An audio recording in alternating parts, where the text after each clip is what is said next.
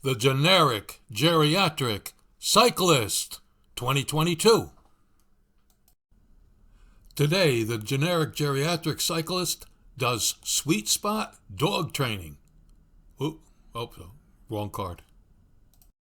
Hello and welcome.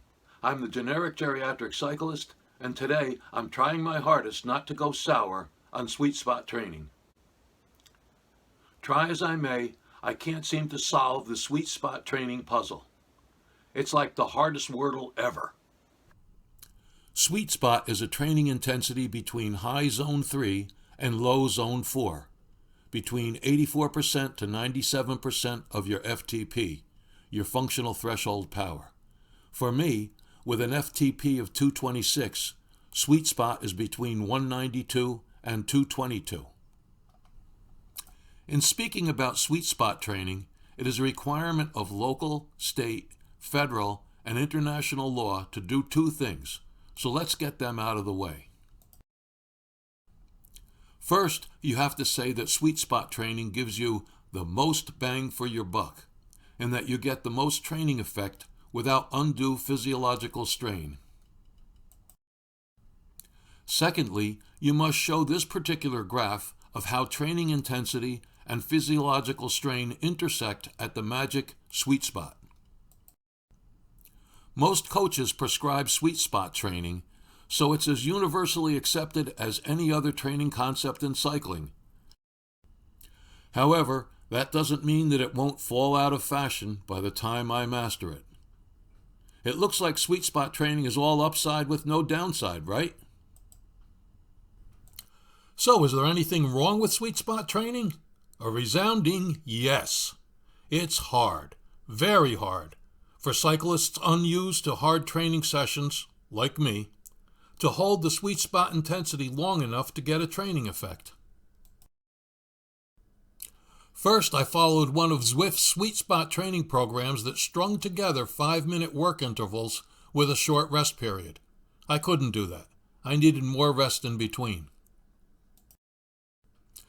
So I designed my own workouts with a 5-minute rest interval. I could do that on some days, but couldn't do it on others, and it was never, ever fun.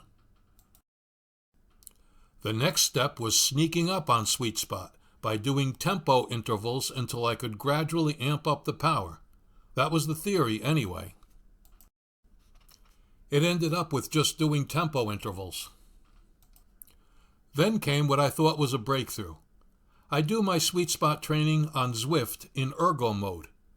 Ergo mode fixes your power output by automatically adjusting your resistance to match your cadence. If your legs do exactly what the program wants you to do, your power output should be spot on.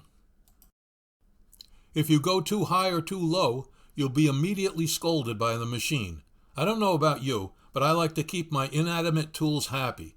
So if Zwift tells me to hold 190 watts, that's exactly what I'll hold, until I can't hold it anymore. But on the fourth day of one day's 5-minute tempo intervals, I decided to up my power to 210 instead of 190, just to see what would happen. It worked. I was finally doing sweet spot for 2 whole 5-minute intervals. A Zwift miracle, or so I thought. The next time I did sweet spot training, I did the same thing. I set the ergo mode at 190 watts and did 210, and it worked, for the first 2 intervals anyway. Then I had to quit midway through the third interval. I was cooked. When I began today's episode, I was giddy. I actually thought I was finally able to do a half hour of sweet spot in 6 5-minute intervals. I thought I had it nailed. Oh well, looks like I'll be making a Sweet Spot Part 2 episode. Stand by. Maybe I'll do it. So what's the plan going forward? Right now I can do sweet spot for the last 2 or so of 6 intervals, and tempo in the rest. I'll gradually increase this to the last 3, the last 4, etc., until I can do all 6 intervals in sweet spot. I'll be working backwards so that I can go forward. Does that make sense? Well, that's it for now. So long, and thanks for watching. Hope to see you again soon.